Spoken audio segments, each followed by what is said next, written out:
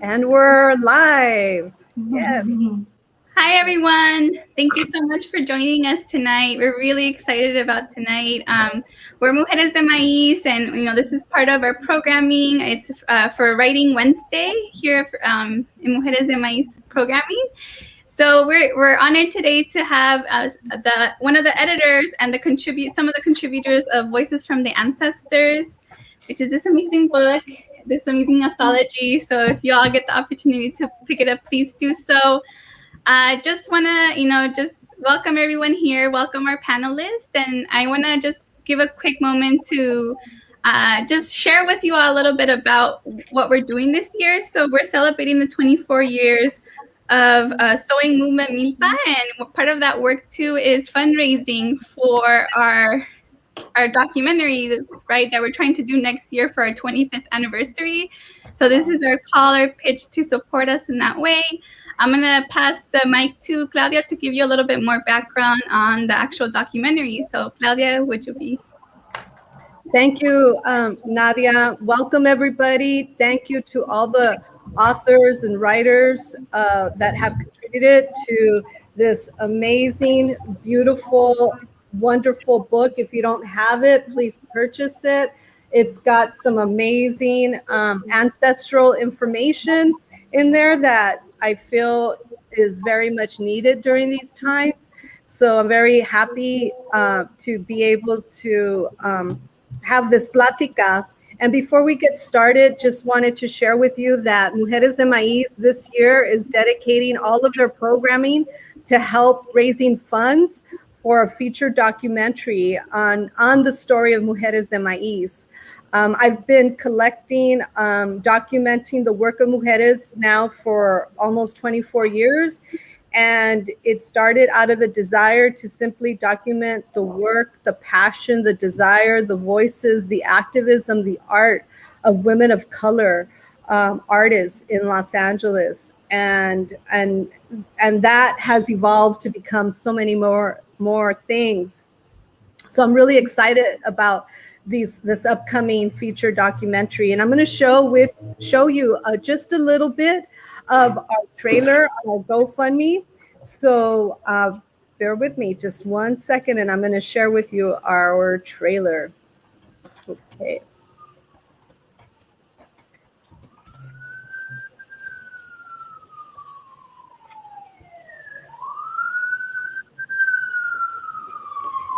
Bear the ambulance. I'm in inner city LA, so here we go. And it's uploading, so it's like YouTube is doing its thing. Here we go. Thank you for the silence. I'd like you to close your eyes a little bit. Now take a breath. And remember why we're all here tonight.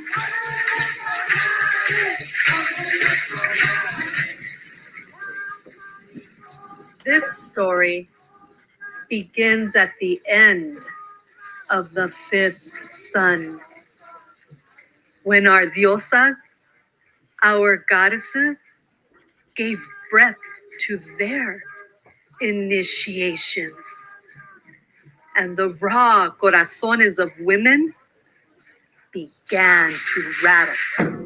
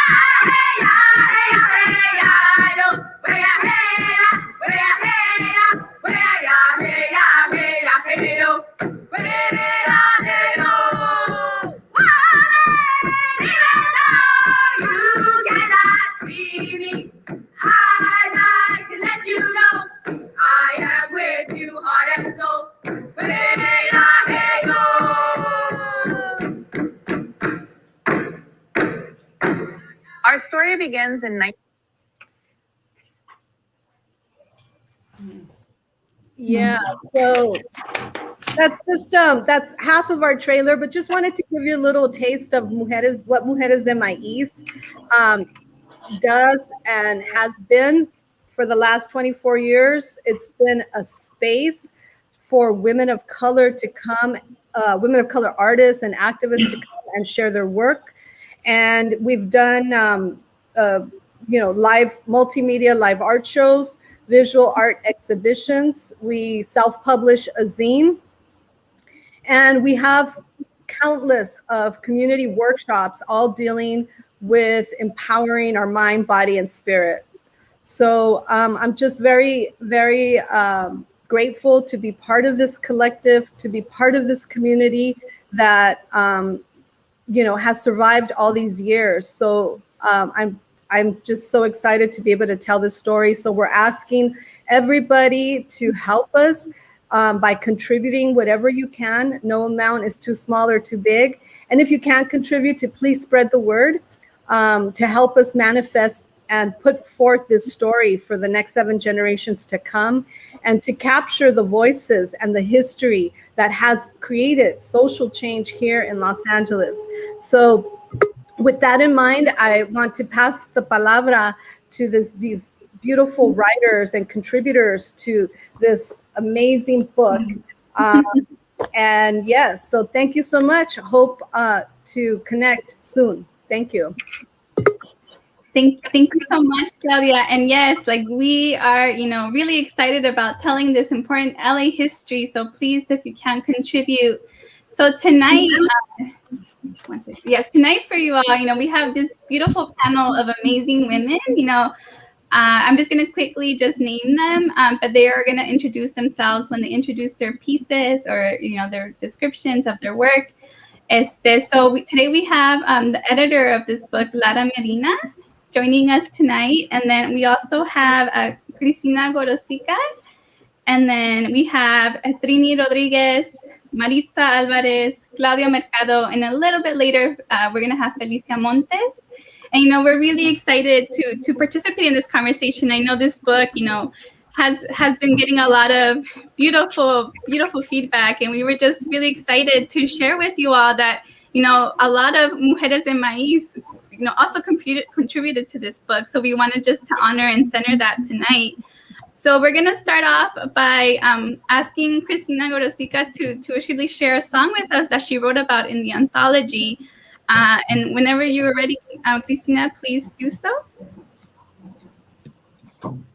Hi, good evening to everyone. Thank you for letting me be a part of this amazing book and amazing evening. My name is Cristina Eugenia Gorocica. I am the youngest daughter of Luis and Teresa Gorocica, first generation Maya Yucatec Chicana, born and raised in Los Angeles, California. I've been a teacher and administrator in public education for the past 20 years in the communities of East LA and Boyle Heights. And again, I'm grateful to be a part of Voices from the Ancestors and grateful to be here this evening with all of you and be able to share the Boyle Shelter song.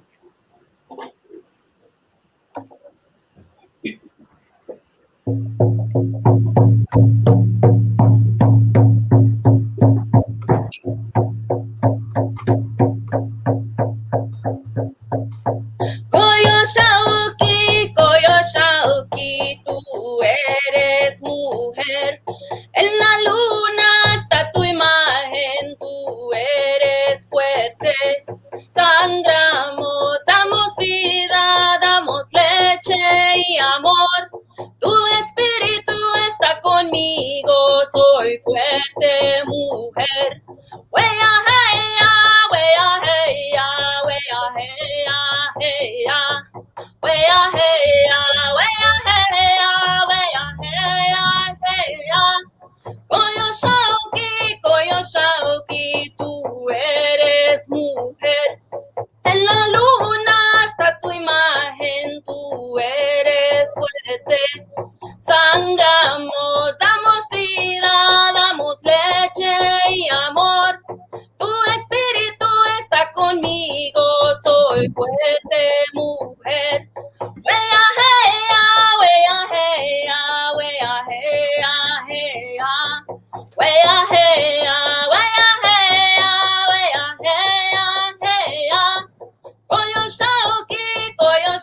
Shauki, tú eres mujer. En la luna está tu imagen, tú eres fuerte. Sangramos, damos vida, damos leche y amor. Tu espíritu está conmigo, soy fuerte mujer. Wea heya, wea heya, wea heya, heya. Wea heya, wea heya, wea heya, heya. Koyo Shauki, tú eres mujer. En la luna está tu imagen, tú eres fuerte. Sangramos, damos vida, damos leche y amor. Tu espíritu está conmigo, soy fuerte mujer.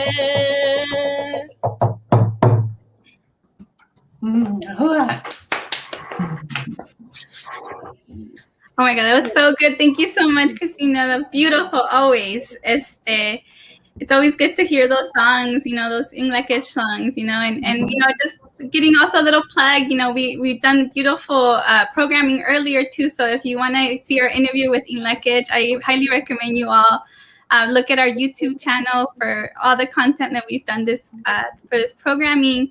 So before, to open up the space, we wanted to share this song with you all. Now I want to pass it to Lara Medina, one of the editors of the anthology, to just give us a brief background on, the anthology and what's it about, and the need, and also, any information she would like to share with us. So Lara, can you also please introduce yourself and then share that with us, please? Okay, sure. Thank you. Thank you, Nadia and Maritza and Claudia for organizing this. Thank you, Cristina, for the song.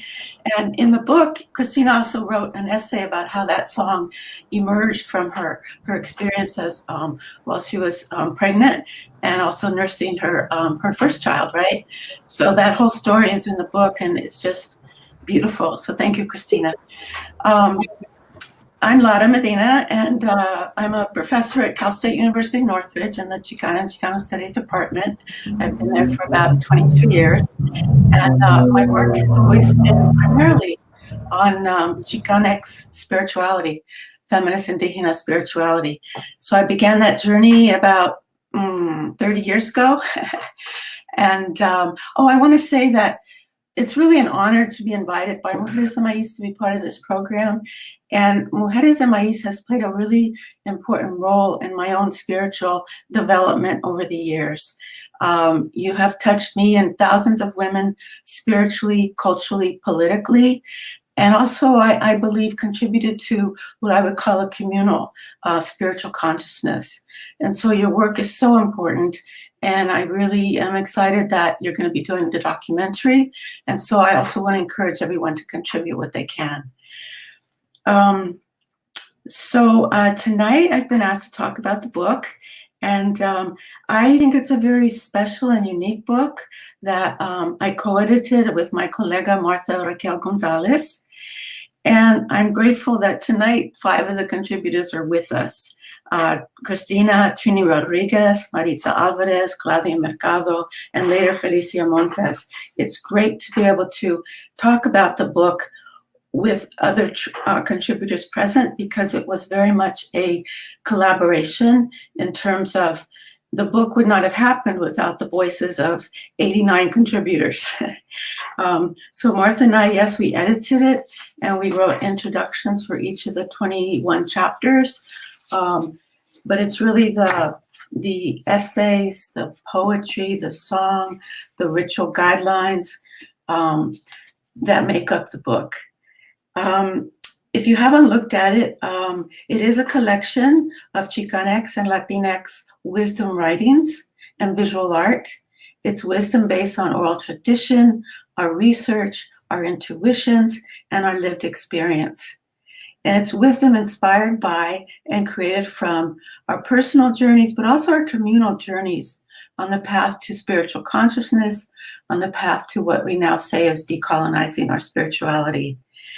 And so it is wisdom that I saw reemerging in the last 50 years, beginning in the Chicano movement. But the wisdom goes back much earlier than that. It goes back many, many generations to when our ancestors understood their deep interconnectedness with each other, all of nature, and the sacred cosmic forces. And so reclaiming our spirituality on a non-Western worldview that really understands relationship as the foundation to our lives is central to our process of decolonizing, particularly in these most troubling times. And last week on the program Mujeres Maiz did, Maestra Olivia Chumacero really emphasized relationship, that if we want to receive medicine from the plants, we need to be in relationship with the plants. We need to spend time with them, talk with them, understand them, learn from them. And I would say that's the kind of consciousness we need in terms of all of life, animal life, the earth, the elements, fire, earth, air, and water, each other locally and globally. And for us, that's how we understand spirituality. For the editors of the book, that it's not about, just private, personal prayer, but it's really a collective consciousness. And so all the contributors to the volume believe that it is time our wisdom be shared with our peers, our younger generations, our allies, and maybe even some of our elders who, were deprived of this knowledge. Because we carry medicine in reclaiming and reconstructing the ways of our indigenous and African ancestors, and in rethinking oftentimes imposed religious beliefs that have not always empowered us. So the wisdom offered in the book is in a variety of forms, as I said, in reflective essays, poetry, prayers, guidelines for practices, communal rituals, and visual art. And we know when we first put the call out for contributions, we were asking for ritual guidelines. We saw it more as a kind of a how-to book, but that's not what we got. We got this beautiful, rich variety of expressions of how people live their lives with a spiritual consciousness. And we realized that's how we teach each other. That's how we share through our reflections on our own experiences, through our poetry, through direct guidance at times, and through our visual art. Our artists have played such a key role in decolonizing our spirituality and really claiming our self-determination, our agency. And so it was essential that we include visual art as well. Some of the contributors, or many of them, walk the red road, meaning staying close to the path of indigenous traditions, while some of us integrate indigenous ways with diverse spiritual practices, Buddhism, Santeria, Christianity, and I call that mixture, or that combination, Nepantla spirituality. Or some of us do remain primarily Christian, but with a feminist liberationist lens. So it was really important for us to get that, to represent that diversity of spirituality within our communities. And so overall, the collection is an effort to address the ancestral wounds incurred by the histories of violence on our psyches, our bodies, our spirits, and the planet, to help heal that fragmentation between our mind, body, spirit, consciousness, and bring those aspects of who we are back together. It's our effort to share and document how the spirituality of those presumably conquered has survived, and a step toward restoring the respect and honor that third gender and transgender members of our communities held before colonization.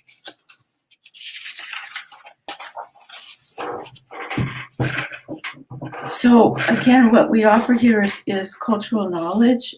Martha has referred to it as cultural capital that has assisted us in overcoming our traumas, but also celebrating significant life transitions and connecting with our ancestors in the natural world. everything in the book comes from really deep places. So yes, it was a lot of work putting it all together, but having to reread all of the contributions and writing the introductions, it was really nourishing all the way along, because everybody wrote with what is called thinking hearts, combining our intellect with our hearts.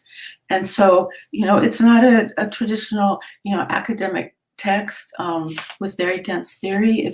We wanted it to be really accessible, because we want it to be used in community settings, community organizations, círculos, talking circles, privately, for ourselves and with our families. So we really wanted it to reach across many contexts and generations. Some of the wisdom in the book's been passed down in families, mostly through women, from elder female members, keepers of knowledge, and some have emerged from the intuitions, research, and experience of the contributors themselves. And many of the contributors are elders, considered to be elders in our communities now. So all of it comes with a lot of authority. And if you have the book, and I should say that right now, the press, University of Arizona Press, which is a great press to work with, very culturally aware and sensitive, they are offering, I believe, 40% off right now on this book and many other books. But if you look at the table of contents, you'll see that we really tried to address the daily life, our daily lives, from sunrise to sunset. Prayers and songs that can be said, at the moments of waking up and at the moments of going to sleep. But then we also tried to address big life transitions, blessing our babies, blessing our young ones, puberty rituals. We have the first probably documented quinceañera ceremony here for transgender persons. We have a very rich chapter on holistic healthcare, which talks about limpias, personal limpias, communal limpias, and a really beautiful chapter on how we assist our dying and staying in relationship with our beloved deceased. There's many, many more chapters here, so I really encourage you to look at it. And I would love to hear any of your reactions or responses to the book if we have time. Thank you. Beautiful. Thank you. Thank you so much, Lara. I feel you. I feel like this book, is almost all-encompassing, right? Of different rituals, different, prayers, different reflections, even like, at one point, even pedagogy, right? I know Susie Zepeda writes about pedagogy too, right? So it's beautiful to see, the wealth of information that this book encompasses, and we're excited to be in conversation with you and some other contributors today. So I really appreciate you and your labor too, because it's not a thin book. It's the Right. I really do appreciate that, and the labor of love that that you all put in this book. So up next we want to invite Trini Rodriguez to share a little bit about her piece. Trini, if you're ready, can you introduce yourself and also, share a little bit, reflections that you have? Thank you. Again, it's such an honor to be here with all of you women, and especially Mujeres de Maiz. It's no little thing to have an organization that has so supported and put the interests and the desires of women so front and center in a way that does decolonize our way of being in the world. And so I just want to celebrate that too, that please also contribute to the GoFundMe for the film that will be produced, the documentary. I'm sure it's going to be such a huge lift to all of us to see it in place, and also for the next generations, because they need to know what it took to stand in the way that we do now. So I just want to say thank you for that. And so my name is Trini Rodriguez, also known as La Soteo. I received my indigenous name at the age of 65, never too late, and which also and also I'm one of the co-founders of the Achucha Centro Cultural, which also centers the indigenous mindset in the way that we lead and offer programming for healing through the arts, through literacy, through creative expression, and so many other things. So I'm just proud to say that is still going on and doing well in the San Fernando Valley, and it's there for all of you when you'd like to visit. Um, for my part, I wrote a piece on, it's called From Past to Present: The Healing Power of Talking Circles, and really I just want to start by saying that in many ways it's a misnomer to say it's a talking circle. Really, it's a healing circle. The way that I've understood a proper relationship to these circles, because what we all know, as Lara explained, we're most of us have had trauma based on our experience as indigenous based people on this continent, and it's a long history of trying to recover ourselves, our spirits, our way of being, so that we don't have to feel less than anyone else. And so the healing circles are places where we specifically try to come together to honor the fact that when we speak from the heart and we remember that we're connected, and also that we're all sacred, then we're more likely to come challenges that we're facing, whether they're in the home or in the workplace or in the community, and that's been an aspect of what I've been trying to contribute to all my life. I will say that when it came to actual practices, indigenous practices, I wasn't introduced to them until much later in my life, and I would say around the mid 90s. I was in Chicago. I was away from my family. I had a break with my family, and it was really the indigenous ways in Sweat Lodge and in other experiences that I had that finally pulled me back together in a way that I could recognize that my spirit was going to be honored finally. And so part of what my experience in writing this piece for the book was to explain the struggle for balance that I had to go through in trying to recover my sense of self as a woman and as a human being that's sacred like everyone else. And so I would just say that for a very long time, part of the way that I walked in the world was because I saw so much diminishment through patriarchy and the kind of practices that happened in my home and so many other things. I was really very much for social change and social justice, and of course the Chicano movement was the perfect environment for that. But it wasn't until much later, as I mentioned, that in '95 when I realized that there was a really big piece missing, and that big piece was not just that things needed to be set right, not just politically, they also needed to be set right spiritually, so that we knew what our value was from all the way back to our ancestry, not just today.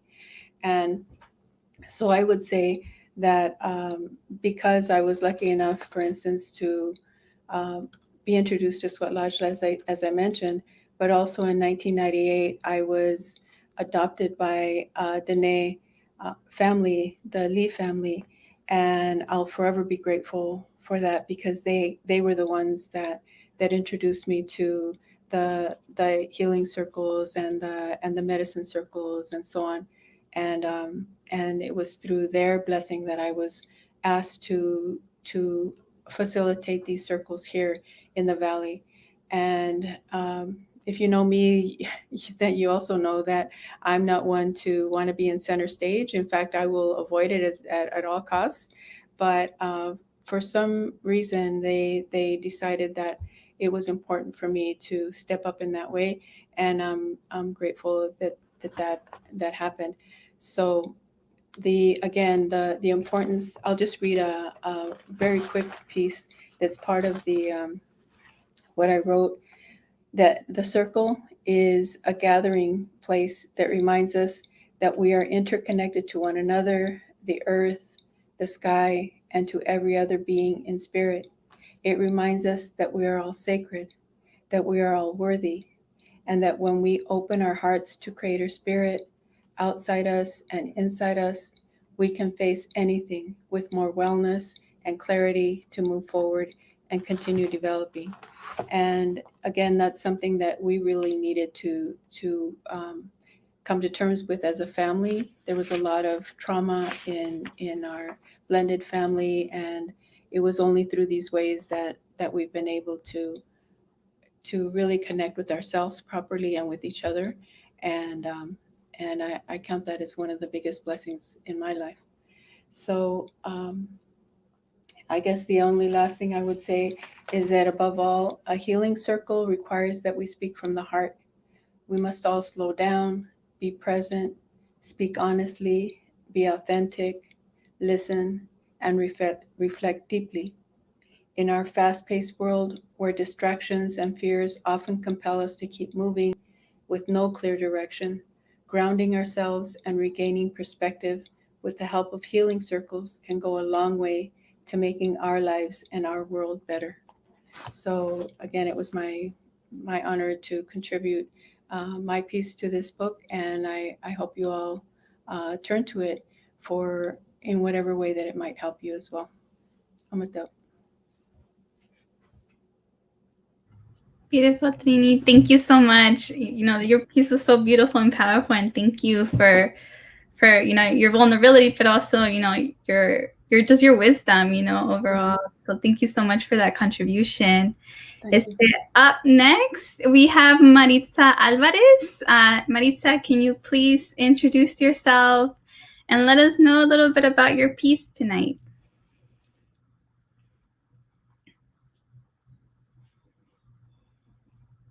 Oh, you're muted, Maritza. Somebody had to do that tonight. So, well, my name is Maritza Alvarez Viali, and I'm really honored to be here. I'm also, I've been working with Mujeres de Maiz, I don't know for how many years on and off. And so I'm really happy that, we're doing this again on the 24th annual, and it's different, it's virtual, but we're making it happen, and I'm really happy about that. I grew up in Boyle Heights, East LA, and I want to first thank Lara Medina and Marta Raquel Gonzalez for manifesting this vision of creating the anthology. And I also want to thank my mother for teaching me to speak to the plant relatives.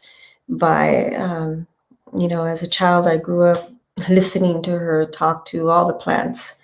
And then I want to thank Meredith. And Meredith is the person whose property I was living in that had a beautiful yard and a big old piece of land that I thought, man, it would be great to be able to grow some corn there. So that's what the piece is about. It's called Growing Maiz. And I have a little visual piece that I put together that I'll show in a bit. But I wanted to also thank Lara, because Lara, I was really shy about wanting to write something, but she was really insistent in And I'm glad that she was, because she's like, if you want, I can record you and you could just talk and have a conversation like that, and we can record it, and I can dictate and so forth. So transcribe it. And I thought, I'm comfortable with that. So I appreciate that because I felt most comfortable doing that. I felt kind of it was a little too strange for me to write about the experience because it was an intimate, in a sense, an intimate relationship going on with this blue corn, but I really felt good about the result, and I also really appreciated the diverse voices in this anthology, and because it makes it accessible to so many. Like, it's not just for academics, and that's really important for me. I'm not an academic myself, and that's why it's important for me. But also, as a community organizer, it's something that is good to share with those who are not in academia. And I recall sitting down with my mom and reading it to her. And she was really, really happy. She was like, ¿Quién escribió eso? And I said, well, I didn't write it, Mom, but pero I was compartiendo, I was sharing this experience. Because, qué bonito. So I appreciate that it's a very diverse anthology. And I think, instead of reading, I'm going to try to upload this piece so that you get an idea. I'm reading the first paragraph of the piece, but really the entire piece encompasses a lot of the things that were talked about earlier, which is, these fundamental principles that are part of indigenous culture and practice, which is, connection and relationship to land, the circle, which is community, and which is even like the circle of planting, and you have to make a circle, to plant, and the challenges, with this planting process is what was mentioned too, is that the challenges are, one, having the time to slow down.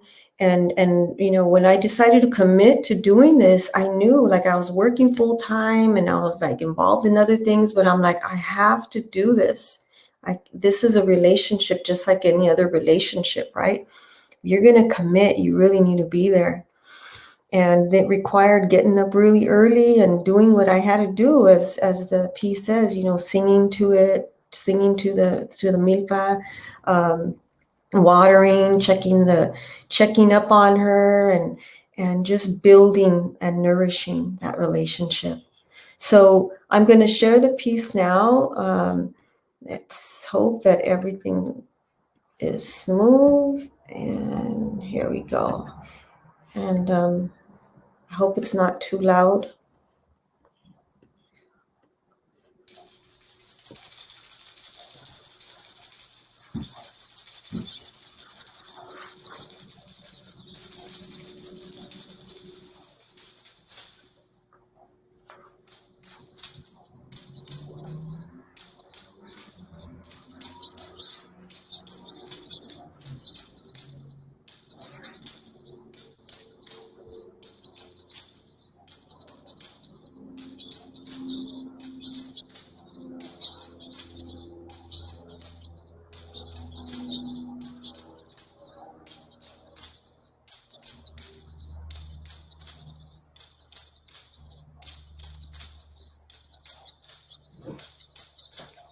Growing corn has been an extremely spiritual experience for me.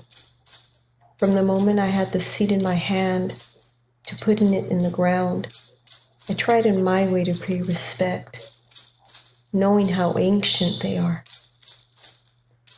I talked to the seeds. I prayed to the seeds. I had them on my altar prior to planting. These seeds in particular were gifted to others and myself from the Dene and the Hopi territory.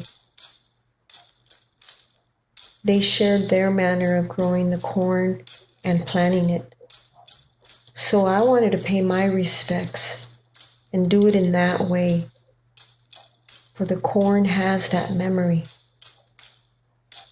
I had to put them in bundles, as that is what they were used to.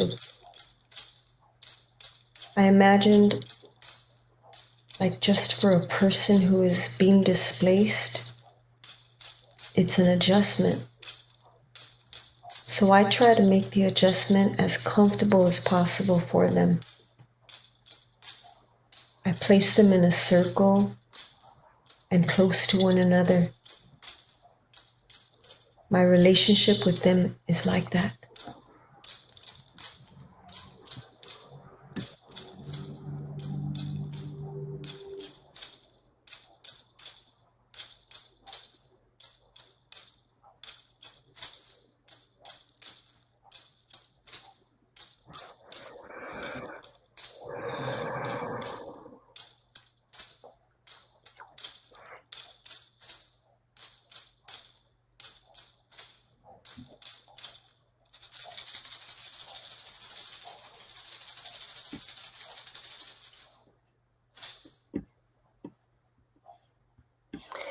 Yeah, so that's basically, the opening, and that sums it up. I think the real critical thing here for me in that experience and my experience with corn is that I feel that we've been stripped. We've been stripped of this of these relationships that are critical in our survival as Indigenous peoples.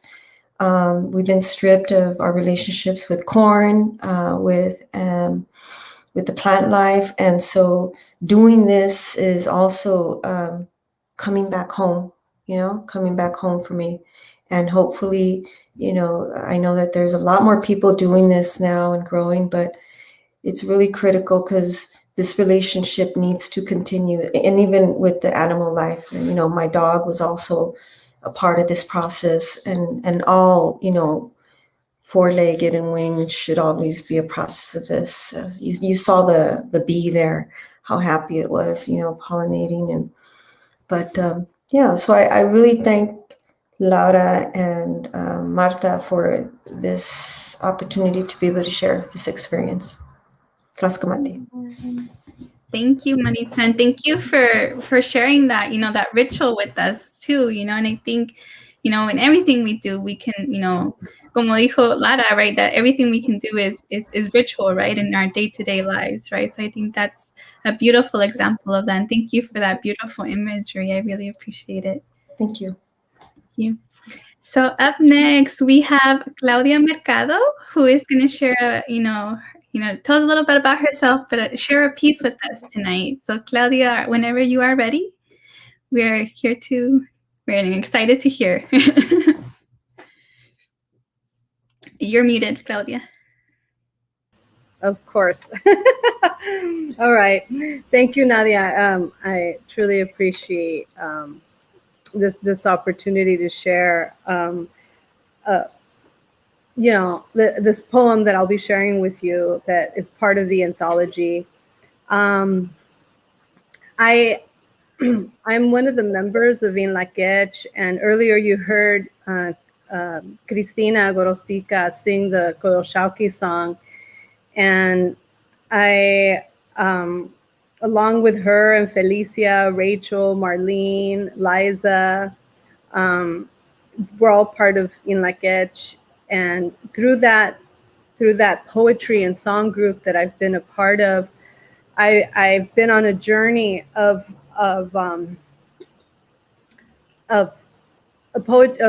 poetry and song. We all found each other just at the right time, and the drums came to us, and we were already writing poetry, and then the drums came to us, and we started to sing, and so the piece that I wrote is an attempt to describe that that magic, that mystery, that power that lies within communal singing, that there is something there that transcends space and time.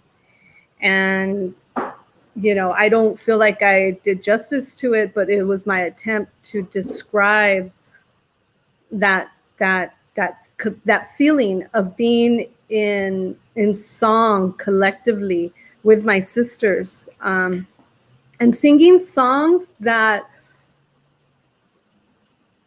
I want to say come from the heart, but also come from the land, come from the past, come from this energy that has been here since time immemorial, you know, since the beginning of the making of this planet. And so something that I feel reflects, you know, who we are as humanity.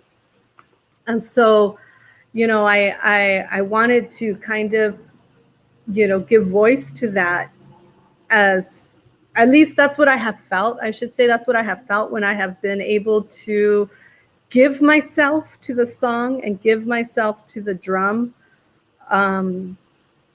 That's what I feel. And I feel like it's magic. I feel like it's something beyond ourselves. And I just feel very fortunate that I've been able to experience that. And I want to share that. So I just want to say thank you to Inlaquech, which was actually the Inlaquech, the group, was the seed of Mujeres de Maiz. And, you know, this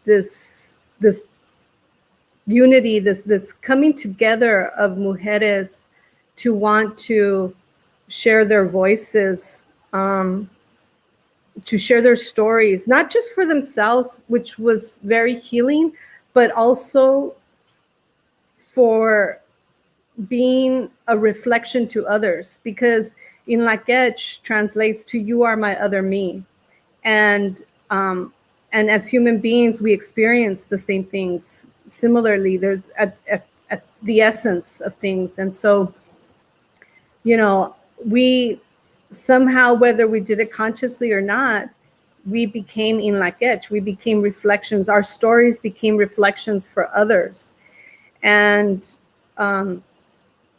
so, anyway, I want to share this piece with you. And I wrote it as I was thinking about what I felt when I've given myself to the song and to the drum. And so this piece is called "On My Relative Skin."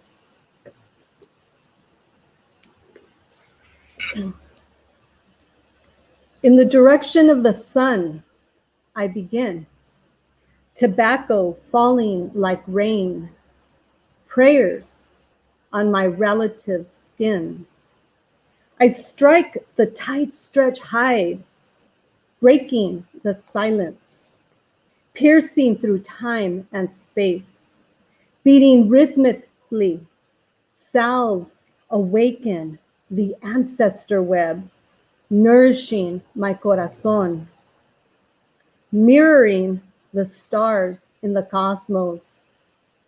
On my relative's skin, I drum a hypnotic olin, running like the four-legged across the fields, prairies, and mountains, birthing canciones, emerging from beneath the pounding hooves, mantras de mi corazón, channeling visions for healings, hands in rapture, spirit in motion, invoking a reflection of the source inside you and me.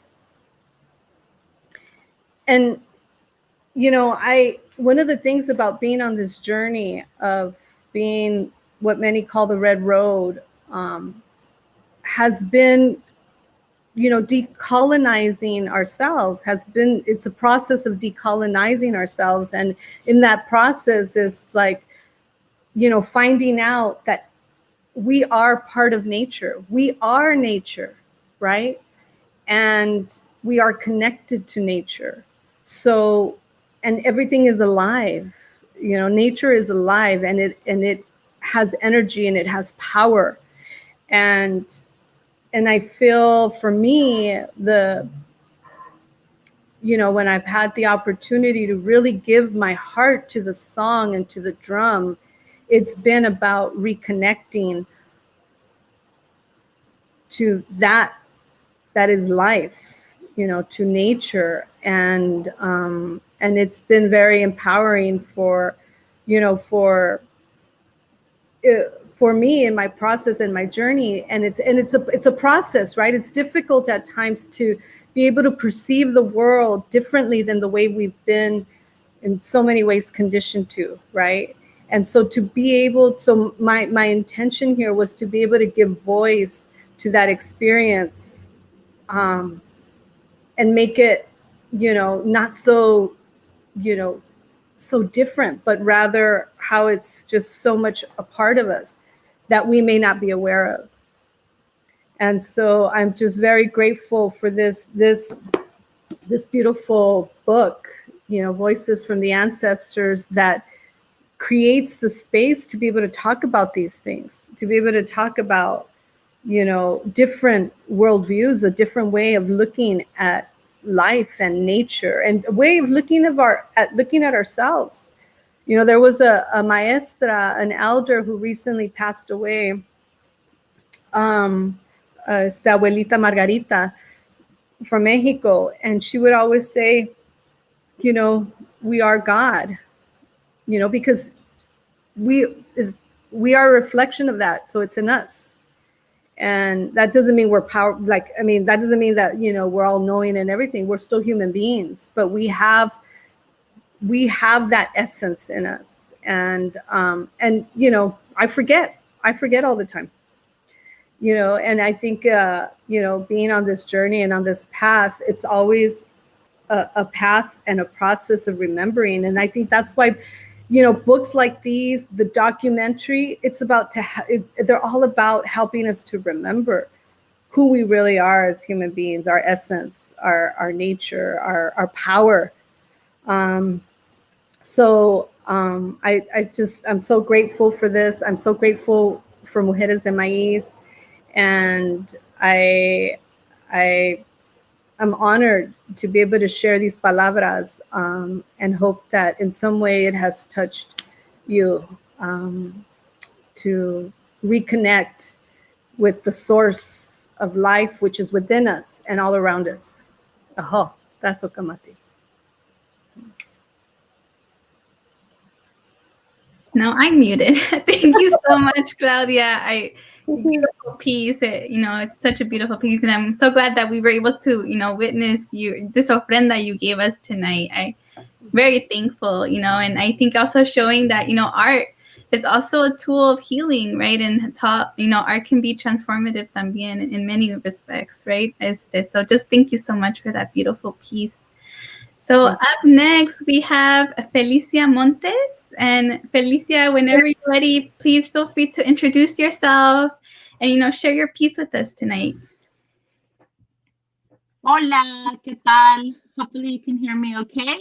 Hi, everyone. It's good to see everybody, the sisters, relatives, spirit sisters, femters, not only on this live, but also watching. I know many of our compañeras and relatives are watching. So, I want to give thanks for another day of life, and thanks to the ancestors, my own ancestors, Carlos and Felicia Montes, and so many more of those who have come before, including those that are on this live right now.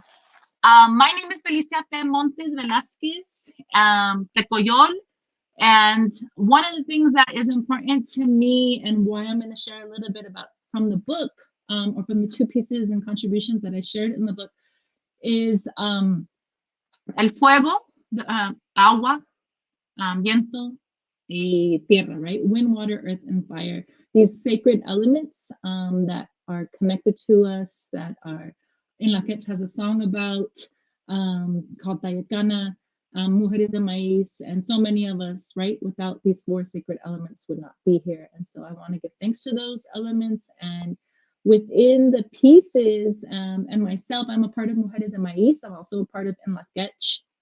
And these are both beautiful creative spaces that have been very important to me for the last 24 years as a Mujer de Maiz, as a spirit sister, as somebody who's an elder in training, who is learning and learning as I go. And so the pieces that I shared, I don't think are very, very profound in any way. They're not my poetic voice. As I'm also a poet and performer, they're not necessarily that part of me. I have various parts of me, as we all do. And I think the pieces that I shared were really written in a way that was kind of like a little bit more of a how-to. And that was an interesting process for me because, to put that in a book or to put it out there, because what we've always created, myself and those other co-founders in Mujeres de Maiz and Latinx, has always been about creating space where other people can learn, when other people can share, what other people can create by doing.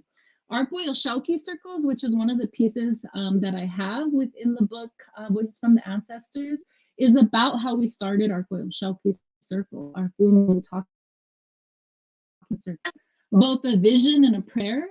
And also a very practical decision to have a talking circle in our East LA community.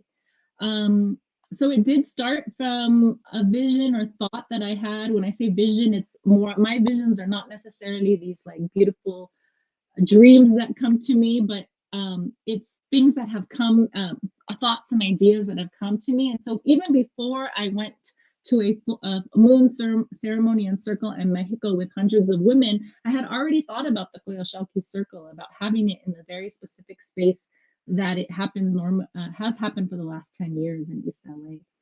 And there, women come together under the full moon for four evenings, share song and dance and prayer.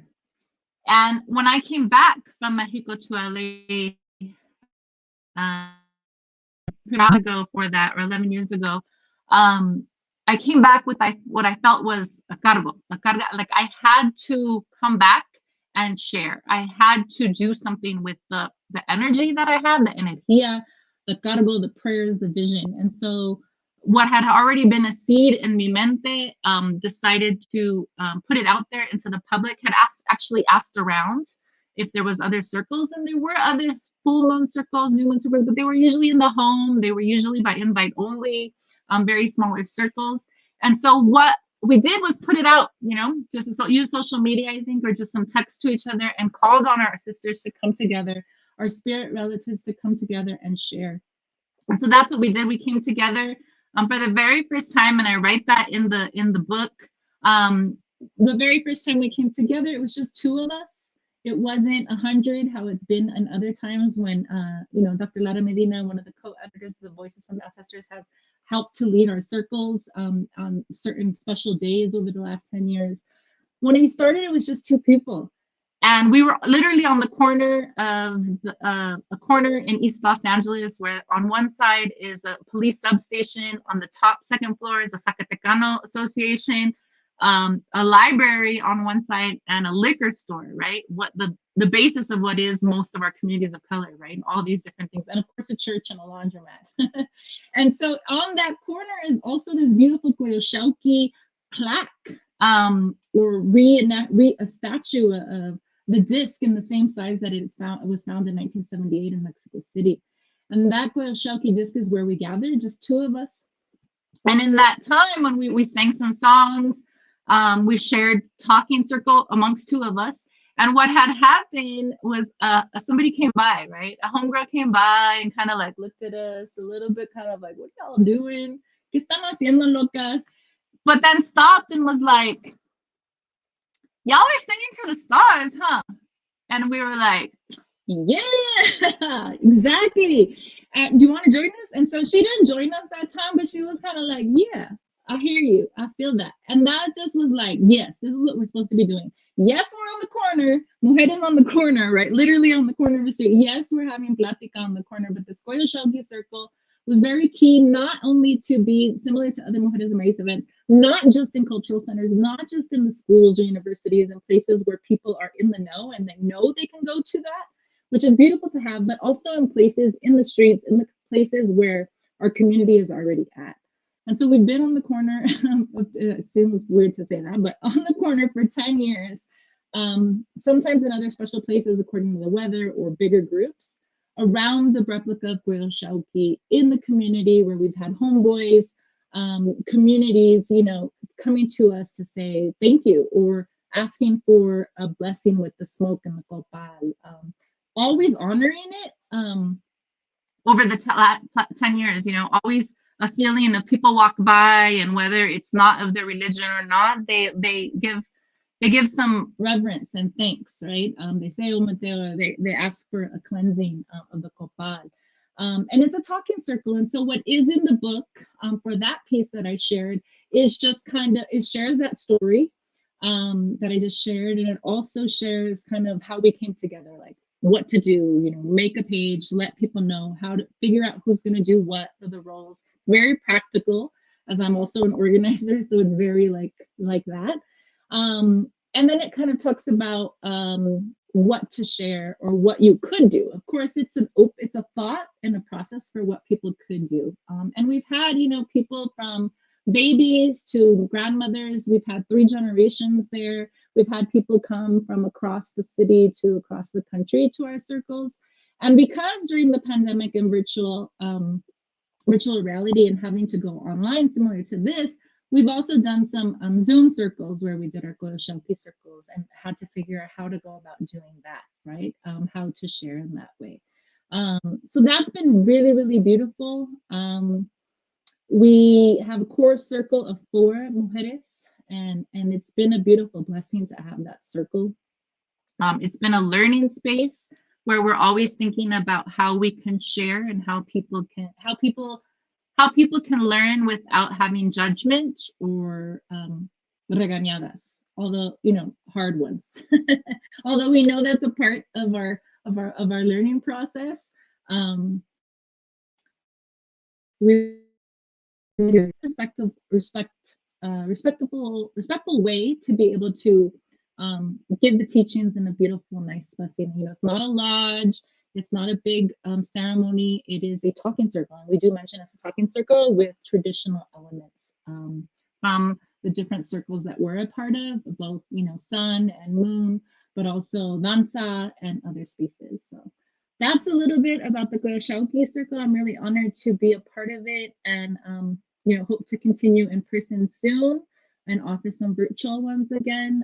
We know there's many other circles and spaces and wellness spaces that have since bloomed, not because of us, but also as part of us, together in solidarity and sisterity. So we really thank our elders and so many to mention that are also here as part of this presentation, and but also and we did ask permission to do this from grandmothers of the nation, as well as from our own, before we asked, you know, what do you do on the full moon? And there are a lot of the things were just personal baths or putting out water, which we do, and we do share with our sisters in circle. But more than anything, we were like, how can we gather together?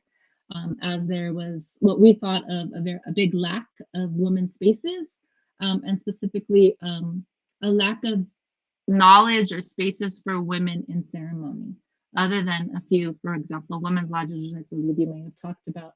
There wasn't access for people being able to learn. So that's why this book, I believe, is so important. And this plática, which I believe a lot of young people and students are going to be able to see because it is on los redes sociales and social media, and be able to see and connect with. So, muchas gracias. Thank you, everybody, for being a part, and it's beautiful to see y'all.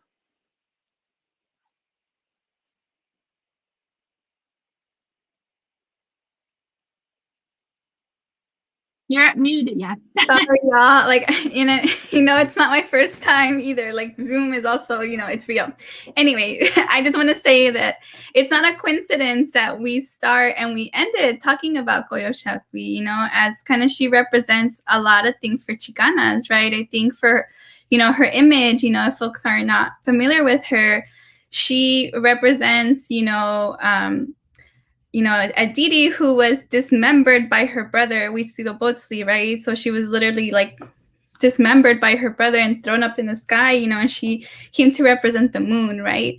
So for a lot of Chicanas, specifically, Chicana feminist theorists, they theorize about Coyoshaqui as being, this representation of like wounds, trauma and loss, right? But I think, as like Ansaldúa reminds us too, that she's also very much representing healing, right? Wholeness, healing and transformation, right? So I think, as we think about our own healing, it's important to think about, these representations, right? And then also, our own healing journeys, right? And I know some folks in the chat, have been asking questions. So I want to open it up for folks to, ask more questions if folks are interested. I don't know if we can get everybody back on the main screen, but, what I want to, just open up the floor for like, any reflections that folks might have just here in our panel before we open it up to folks in las redes, como dijo Fe.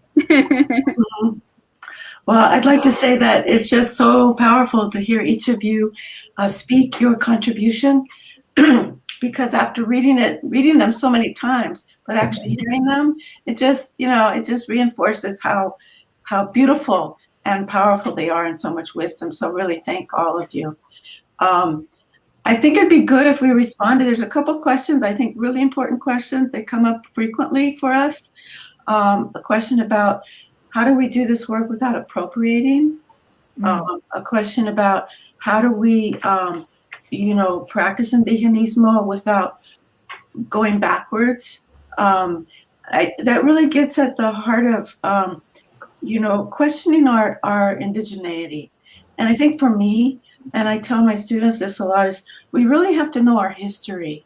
We have to know our history prior to colonization. We have to know that our history as people who were de-indigenized, as Roberto Rodriguez says, and who were really dehumanized for being indigenous, and then racialized as mixed race, and then, convinced that we were white, although we were never treated as white or have been treated as white. And so when you really look at that whole history of racialization and what happened to us as indigenous people, we have the right to reclaim our indigenous lineages, even though we might not know who exactly in our families were, lived as indigenous peoples or precisely where they were from. We know our history on this continent, and that's what's key to help us not consider ourselves as appropriating. And I think once that we're on this path of wanting to understand ourselves as indigenous people, then we reach out and we learn. We listen to the elders. We put ourselves in situations where we can hear the elders talk or hear peers and older peers talk, and we observe and we participate in ceremony and we listen and we do the work. We do the hard work. And I think a teacher way back when told me, once you start searching, your teachers that you need will cross your path. And I think that is so true. And I was also told that, listen to your own voice. And, listen to how you feel around certain teachers. And, are the teachings that you're hearing, are they being very aggressively imposed on you, or are they being taught to you in a way that's empowering? So it is a process, but we really have to, I think, claim our history, know our history, claim it, and understand ourselves as indigenous peoples of this continent. So I know all the rest of you have many more things to say about this, more wisdom. So let's hear it. Yes, please. So whoever wants to share, go. I'll say something really quick, and it's actually related to Mujeres de Maiz. I feel like one way to begin, a possible way to begin to find what you're looking for when you're embarking on a search, is begin with your desire. What is it that you desire? What is your heart's desire? And if you follow that, that will lead you. I think that will lead you. And I think for Mujeres de Maiz, we had, in La Quech, I think we all secretly desired to share our voices somehow, some way, but maybe we needed each other. We couldn't do it exactly by ourselves. We needed each other. And we found each other somehow, some way, because we started to push towards our desire. So that would be my small little piece of medicina.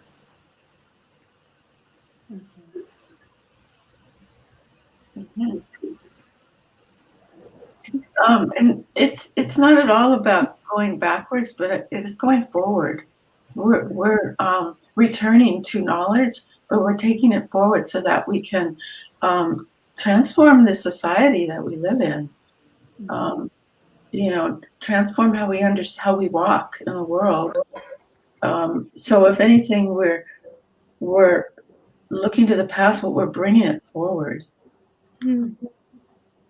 If I can add, that question of going backwards, it's, I ask myself, what is backwards, or what is progress, what is going forward? And, is the way that we're living here today, the level of disrespect we have for the water, the elements, for all life, is that what progress is? Or is progress living in balance with the elements, organizing and working together in community and in circle? So, because for me and for most indigenous philosophy and thought, those are the principles of what being indigenous means, practicing those things, right? More so than what Western European labels as what is indigenous, because they base it on this blood quantum. And so you can have the quantum that is quote unquote identifies you as indigenous, but if you're not practicing the principles, indigenous principles, which have been practiced worldwide before Western colonization, then are you still indigenous? So it's an act. It's a way of being in this world, and it's a lot of work because for us as colonized peoples, it requires a lot of spiritual, physical, and emotional shedding of how we've been indoctrinated, because that was part of their colonial plan. So it's an everyday effort, whether you're in ceremony outside in community or in ceremony in home or with family. And that's all I wanted to share in regards to that question of, when somebody tells you it's going backwards. And that's why the importance of learning the history is critical too. And who has written that history too? We have to question that, right?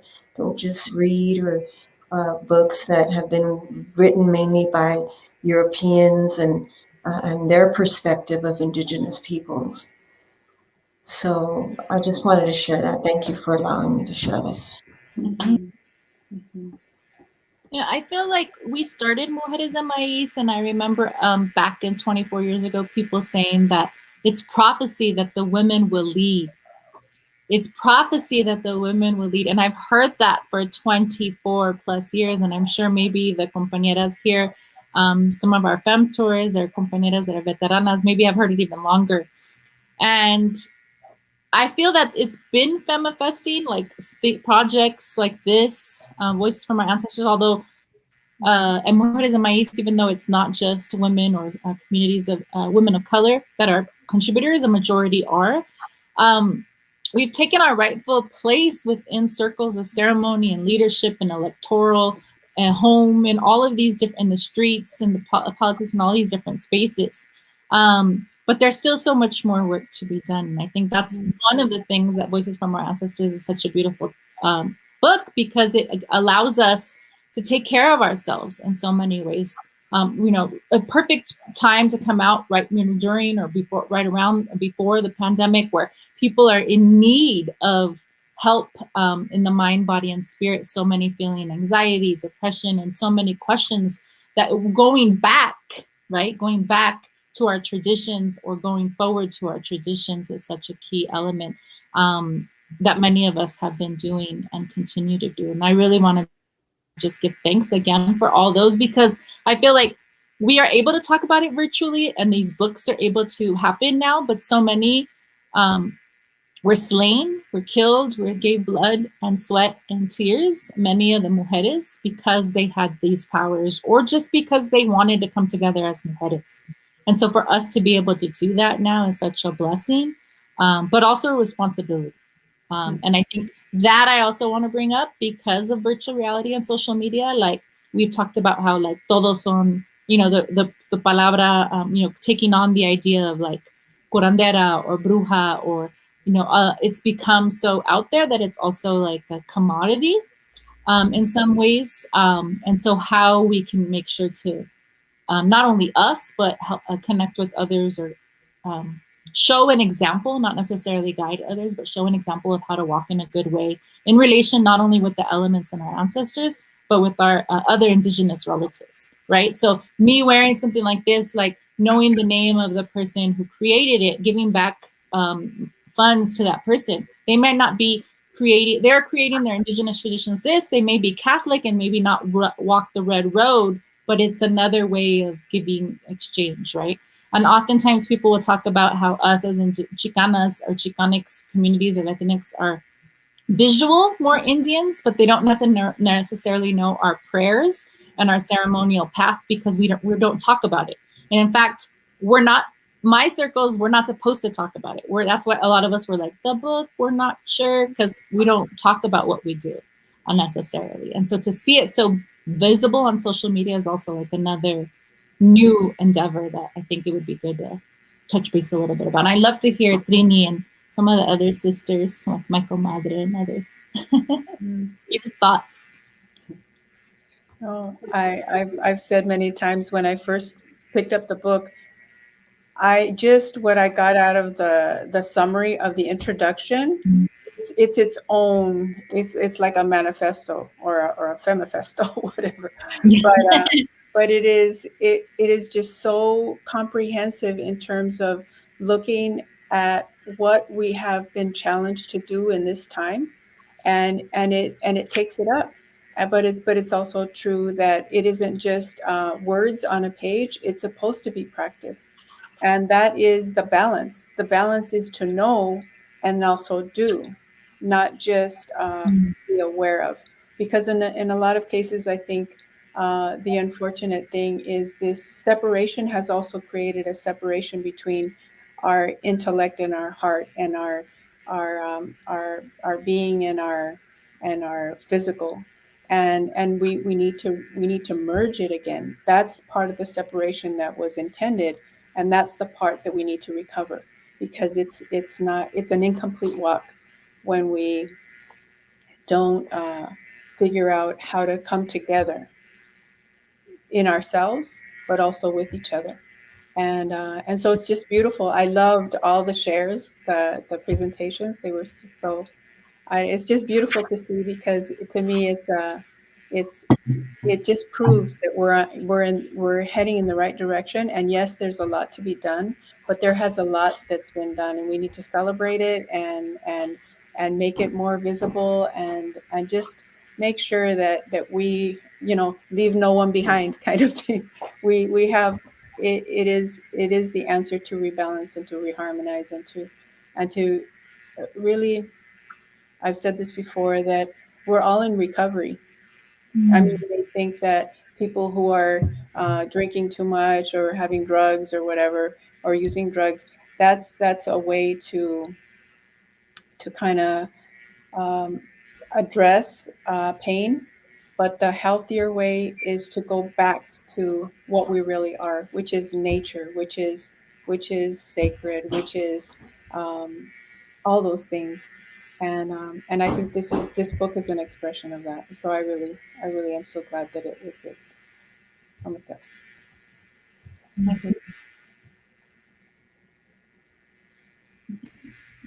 I just want to add really fast too, Trini, mentioning the introduction, there's so much intentionality in that intro, Lara, that, even just you defining in terms and really understanding, what this book is attempting to do. And I think here too, right, like the difference between ritual and ceremony, right? Because I think here, oftentimes they get used interchangeably, right? But I think here we're also talking about honoring the ceremonias that we're not supposed to talk about, right? And that intentionality too, right? And thinking about this work that is being documented more of a rituals, right? And what does that ritual mean, right? Can you share that a little bit about that, Lara? Sure, yeah. No, it was really important for us to be real clear that we weren't putting in print what we call protected ceremony, parts of ceremonies that are not meant to be shared publicly, or with outsiders. Ceremonies, communal large ceremonies have protocol with elders present, so the wisdom can be passed on. And we knew what we could share and what we couldn't share. And we talk about it in the intro that what we're really putting in this book are more along personal rituals and communal rituals that gain power over time, but none of them contain knowledge that is not supposed to be out there, because we know the dangers of appropriation and commercialization. And we also really wanted to be certain that all the contributors either had permission from their teachers, or if they were elders themselves, were intentionally, offering what they were offering. And so we felt, and at the very end of the intro, I felt it was necessary to speak to outsiders, cultural outsiders who might come across this book, and want to use it. And so I asked them very directly, we ask that non-Indigenous identifying people honor the cultures, knowledges, and peoples represented here. And if the healing practice are utilized, that they be done so with utmost respect and not for commercial purposes.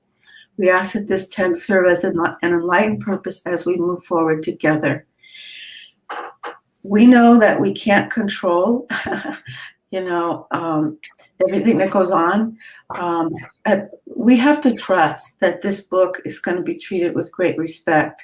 And we really held back from marketing the book to New Age bookstores, because for me that represents a level of risk that I don't want to create. And so we've been really intentional about where the book is presented. It is available to the public through the press, or unfortunately even on Amazon, but we're not marketing in a way where it could easily be misused. But we do have to trust that the folks who come across this book will treat it with great respect. If you read it carefully, you're going to realize that what's in here is very powerful cultural knowledge that hopefully will be respected. Yes. And yes, we feel that wholeheartedly, and like you see so much intention in the book, and I really appreciate, taking the time and doing that, because I think oftentimes, like I said before, like we just, use these words, or we just like say things, but like and having the intentionality and really like highlighting that this is what we're doing, and like this is the respect that we're asking of this book, is really important, right? Anybody else want to just, answer this question? If not, we have another question in the chat that folks want to ask. Let's see, what's the question? So the question is there anything you can share on a daily or constant practice to keep your spiritual discipline? And this is for any of the panelists. You know, just I want to hear what others have to say, but I would say, you know, start with sunrise prayers. Start with acknowledging, you know, the daylight, the sunlight, that you have another day to live. Express that gratitude, regardless of the challenges we're facing. If we express gratitude, the challenges will be diffused. You know, express compassion for yourself and for others around you. You know, if we can do those fundamental things throughout the day, that's going to ground us spiritually. Beautiful, thank you. Would anybody else like to go next? I would say that anything that inspires you, that you feel you connect to, even if it means, you know, looking out the window at the tree in your backyard and remembering that it's alive and that it's there for you. That, I mean, it could be anything that gives you back some of your power. So if it's honoring the sun, giving thanks for a new day, if it's honoring the directions, if it's connecting with the tree in your backyard or the plants in your altar, if you have an altar, just setting aside some intentional time to reflect or meditate. It all depends really on what makes you feel empowered. Mm-hmm. Mm-hmm. Mm-hmm. Can I add one thing to those things? If you have pets, animals in your home, Yes. observe them, hang out with them, mimic their morning rituals, and you'll see, you know, you'll learn from them. You know, they like to go out and sunbathe right in the early morning sun, and they zen out. You know, you could do your prayers in that way too. We have so much to learn from the animal world, and that might be some ritual to do. You know, go hiking in the mountains and go sit and listen. Mm-hmm. So. Also, I think what you shared, Maritza, the corn, I love the little video because I also did that, but with social media, with like stories, right? And I have stories show from the corn, from the seed to eating it, right? And the whole process. And so gardening, singing, the arts, weaving, creating, all the different beading. I was looking at Nadia's beaded and hoops, right? And so all of these things that we're able to create change, create connection, creating conciencia, creating ceremony. You can do those all in ceremonial ways, or you can make them all ceremony. Or they all are ceremony. It's just sometimes, again, we forget or we move into our robotic rat race of what we have to do within kind of this capitalistic world. But just remembering, right? Reconnecting, reclaiming.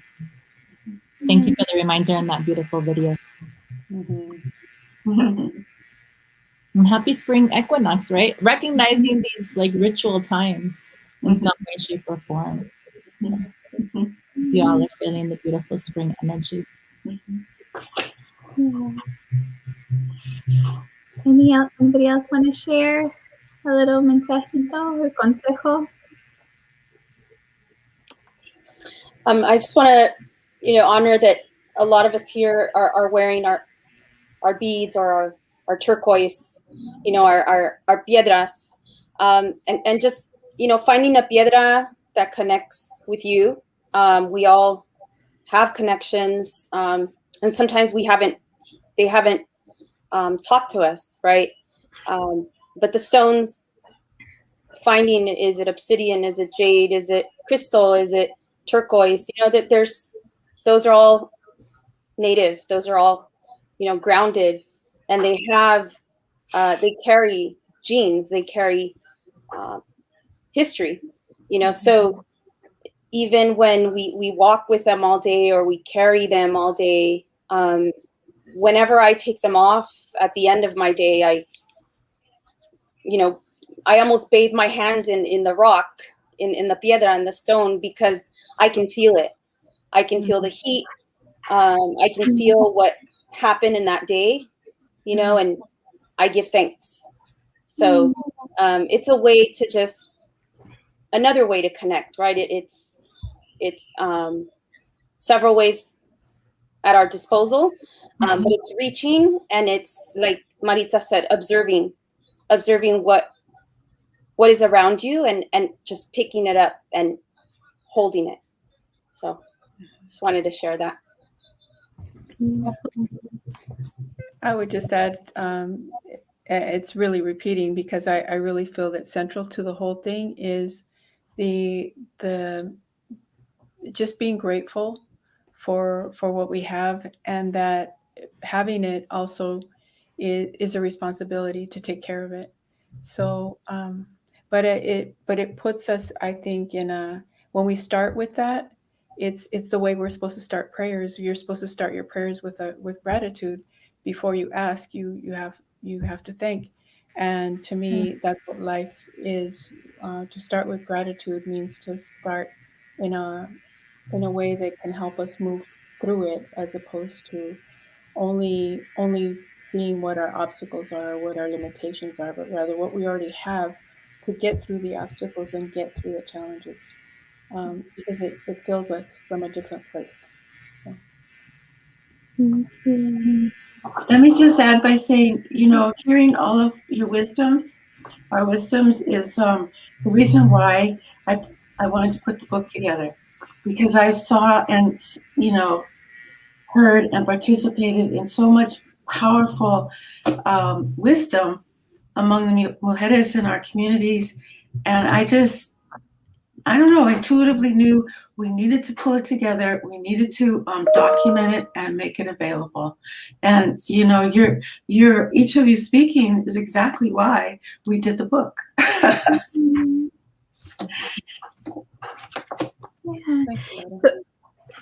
So if no one else wants to add anything, I think this is a beautiful place to close tonight. I think these mensajitos, consejos, are a beautiful way to close. I highly encourage you all to buy the book, Voices from the Ancestors. I've read all of it, and I just, was just in awe of community, and a lot of them, my hermanas, my hermanos, my hermanes, are in this book, and it was just so beautiful to witness it. So please, please, please buy the book, and also, contribute to our GoFundMe, because we want to keep documenting these important histories, these important, rituals, these important lessons, for future generations. So please, if you can, either donate or share, our GoFundMe with your friends, your families, your tias, everybody. So please do. We just want to thank the panelists tonight. Thank you so much for this beautiful conversation. I feel very much very excited, very happy, very light. So it was medicina tonight. So thank you so much for coming together and sharing this with us tonight, and for allowing us to witness this beautiful conversation. Thank you again. And buenas noches to our people who are in the social media, like YouTube, any of the streaming services. Please join us in all of our future programming. This Friday we have Film Friday. I don't know if you want to share a little bit, Claudia, of what we're doing this Friday. Sure. On Friday, we're Film Fridays. Every Friday, we're showing some films. This Friday, we're focusing on multimedia artists. We're looking at a documentarian, Yolanda Cruz. We're looking at photographers, specifically Daniel Dandridge, and one of our young mentees, Ana Vasquez. I was getting her. And then we also have another artist, Scribe Anu, she's an emerging virtual reality artist. So is there anybody that I'm missing, Maritza? Anything else? Can you add to that? Yeah, we have also to add to the speakers and presenters, we have Sandra de la Loza, who is an LA-based photographer and a multimedia artist. Amazing work that she's doing. And so the theme is building bridges through film and multimedia art. And so you really are going to be up for a big treat because it's such a diverse panel. So join us. Great. 7 Also, I'm p.m. not sure if you, Nadia, were able to share about Bere and Margaret. Oh, no. I just wanted to honor because they were going to Berenice Dimas of Hood Herbalism and Campos de la Tierra was going to be a part of this, and she was going to share a little bit more about herbs and plants. And then Margaret Alarcon from Mujeres de Maiz, both from connected with Mujeres de Maiz, is going to share more about art. So maybe through the comments and through the next few weeks, we can talk about their contributions and share a little bit about their work through Mujeres de Maiz page. And, you know, they'll also, on Sunday is Sanación Sundays, and this Sunday throughout the day, there'll be different guests. And so